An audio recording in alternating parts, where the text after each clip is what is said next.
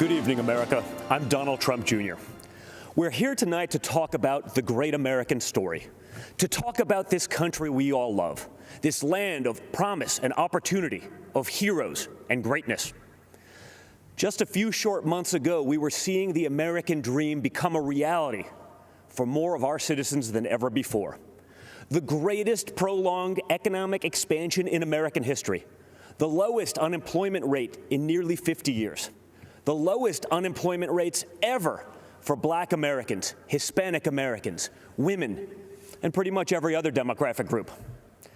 And then, courtesy of the Chinese Communist Party, the virus struck. The president quickly took action and shut down travel from China.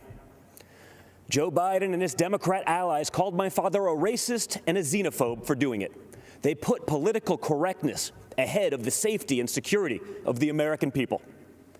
Fortunately, as the virus began to spread, the president acted quickly and ensured ventilators got to hospitals that needed them most. He delivered PPE to our brave frontline workers, and he rallied the mighty American private sector to tackle this new challenge. There's more work to do, but there is a light at the end of the tunnel. Job gains are outpacing what the so-called experts expected. But Biden's radical left-wing policies would stop our economic recovery cold. He's already talking about shutting the country down again. It's madness. Democrats claim to be for workers, but they've spent the entire pandemic trying to sneak a tax break for millionaires in Democrat states into the COVID relief bill. Then they attacked my father for suspending the payroll tax for middle-class workers. In fact, if you think about it, Joe Biden's entire economic platform seems designed to crush the working man and woman. He supported the worst trade deals in the history of the planet. He voted for the NAFTA nightmare. Down the tubes went our auto industry. He pushed for TPP. Goodbye, manufacturing jobs. Beijing Biden is so weak on China that the intelligence community recently assessed that the Chinese Communist Party favors Biden. They know he'll weaken us both economically and on a world stage. Biden also wants to bring in more illegal immigrants to take jobs from American citizens. His open border policies would drive wages down for Americans at a time when low-income workers were getting real wage increases for the first time in modern history.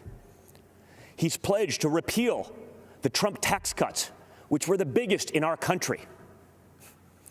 After 8 years of Obama and Biden's slow growth, Trump's policies have been like rocket fuel to the economy, and especially to the middle class. Biden has promised to take that money back out of your pocket and keep it in the swamp. That makes sense, though, considering Joe Biden is basically the Loch Ness Monster of the swamp. For the past half-century, he's been lurking around in there. He sticks his head up every now and then to run for president. Then he disappears and doesn't do much in between. So if you're looking for hope, look to the man who did what the failed Obama-Biden administration never could do and built the greatest economy our country has ever seen. And President Trump will do it again. We will be stronger than ever because when we put our mind to it, there is no obstacle that America can't surmount. Except there's a difference this time. In the past, both parties believed in the goodness of America. We agreed on where we wanted to go. We just disagreed on how to get there. This time, the other party is attacking the very principles on which our nation was founded. Freedom of thought, freedom of speech, freedom of religion, the rule of law. Thomas Jefferson famously said, "I have sworn upon the altar of God eternal hostility against every form of tyranny over the mind of man." Our founders believed there was nothing more important than protecting our God-given right to think for ourselves. Now, the left, they're trying to cancel all of those founders. They don't seem to understand this important principle. In order to improve in the future, we must learn from our past, not erase it. So we're not going to tear down monuments and forget the people who built our great nation. Instead, we will learn from our past so we don't repeat any mistakes. And we will work tirelessly to improve the lives of all Americans. Joe Biden and the radical left are now coming for our freedom of speech. They want to bully us into submission. If they get their way, it will no longer be the silent majority. It will be the silenced majority. This has to stop. Freedom of expression used to be a liberal value, at least before the radical left took over. Now the Republican Party is the home of free speech, the place where anyone from any background can speak their mind, and may the best ideas win. People of faith are under attack. You're not allowed to go to church, but mass chaos in the streets gets a pass. It's almost like this election is shaping up to be church, work, and school versus rioting, looting, and vandalism. Or, in the words of Biden and the Democrats, peaceful protesting. Anarchists have been flooding our streets, and Democrat mayors are ordering the police to stand down. Small businesses across America, many of them minority-owned, are being torched by mobs. The Democrat mayors pretend it's not happening. They actually called it a summer of love. And that brings me to another important principle. Every American must be free to live without fear of violence in your country, in your communities, and in your homes. All men and women are created equal and must be treated equally under the law. That's why we must put an end to racism, and we must ensure that any police officer who abuses their powers is held accountable. What happened to George Floyd is a disgrace, and if you know a police officer, you know they agree with that too.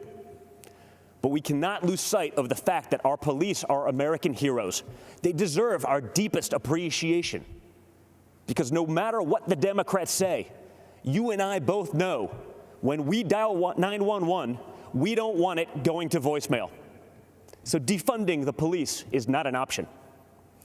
Everything starts with safety and security. You can't have anything else without it. You can't focus on building a better future for your children without the peace of mind that they can study safely in their classrooms, play safely in their neighborhoods, and sleep safely in their beds. But safety is only the beginning. Trump's America is a land of opportunity, a place of promise. I was fortunate enough to grow up in a family that could afford the best schools and the finest universities. But a great education cannot be the exclusive right of the rich and powerful. It must be accessible to all.